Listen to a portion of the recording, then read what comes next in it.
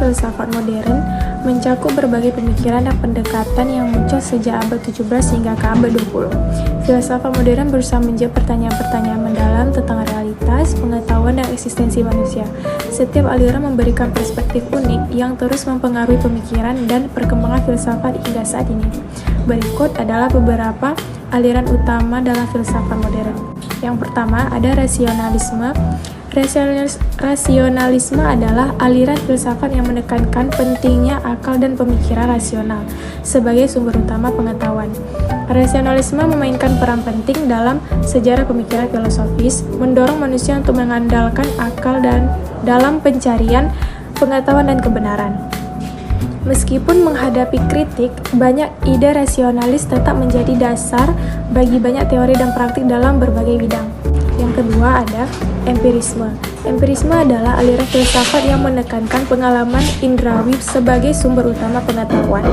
Empirisme memainkan peran penting dalam pemahaman kita tentang dunia, menekankan bahwa pengetahuan dibangun melalui pengalaman dan observasi. Meskipun menghadapi kritik, prinsip-prinsip empiris tetap relevan dan menjadi dasar bagi banyak metode penelitian dan praktik ilmiah saat ini. Yang ketiga ada idealisme. Idealisme adalah aliran filsafat yang menekankan pentingnya ide, pikiran, atau kesadaran sebagai dasar realitas. Dalam idealisme, realitas fisik dianggap bergantung pada pikiran atau ide-ide yang ada dalam pikiran manusia.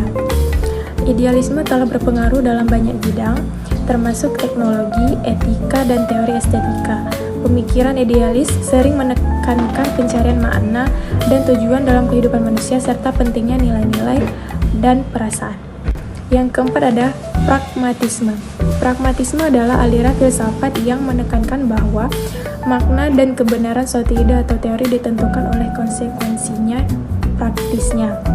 Dalam pragmatisme, kebenaran bukanlah sesuatu yang absolut, melainkan bergantung pada kegunaan dan aplikasinya dalam kehidupan sehari-hari. Pragmatisme telah berpengaruh dalam berbagai bidang termasuk pendidikan, psikologi, sosiologi, dan ilmu politik. Pendekatan pragmatisme sering digunakan dalam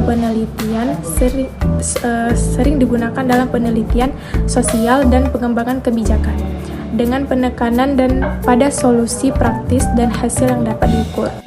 Berikutnya ada yang kelima, eksistensialisme adalah aliran filsafat yang menekankan pentingnya eksistensi individu, kebebasan, dan tanggung jawab. Fokus utama dari eksistensialisme adalah bagaimana individu menemukan makna dalam hidup mereka di tengah absurditas dan ketidakpastian. Eksistensialisme telah mempengaruhi berbagai bidang termasuk sastra, psikologi, teologi, dan seni. Banyak novelis dan penulis seperti Franz Kafka dan Albert Camus mengeksplorasi tema eksistensialis dalam karya mereka. Berikutnya ada yang keenam, fenomenologi adalah aliran filsafat yang berfokus pada studi tentang pengalaman subjektif dan struktur kesadaran. Subjektif dan struktur kesadaran didirikan oleh Edmund Husserl pada awal abad ke-20. Fenomenologi bertujuan untuk memahami bagaimana individu mengalami dan memberi makna pada dunia mereka. Fenomenologi telah mempengaruhi berbagai disiplin ilmu termasuk psikologi, sosiologi, antropologi, dan teori sastra. Pendekatan ini sering digunakan untuk memahami pengalaman manusia dalam konteks sosial dan budaya. Yang ketujuh ada positivisme, adalah aliran filsafat yang menekankan bahwa pengetahuan yang sahih hanya dapat diperoleh melalui metode ilmiah dan pengamatan empiris. Positivisme berusaha untuk menjauhkan diri dari spekulasi filosofis dan metafisik, fokus pada fakta yang dapat diukur dan diuji.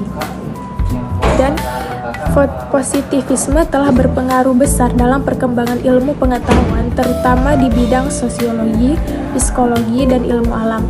Pendekatan ini mendasari banyak penelitian dan teori ilmiah yang ada saat ini. Yang kedelapan ada strukturalisme.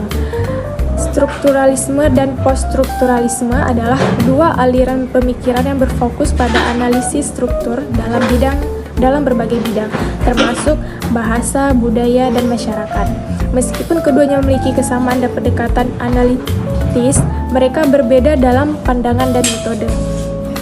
strukturalisme dan poststrukturalisme menawarkan pendekatan yang berbeda dalam memahami struktur dan makna, sementara strukturalisme fokus pada struktur yang stabil dan deterministik.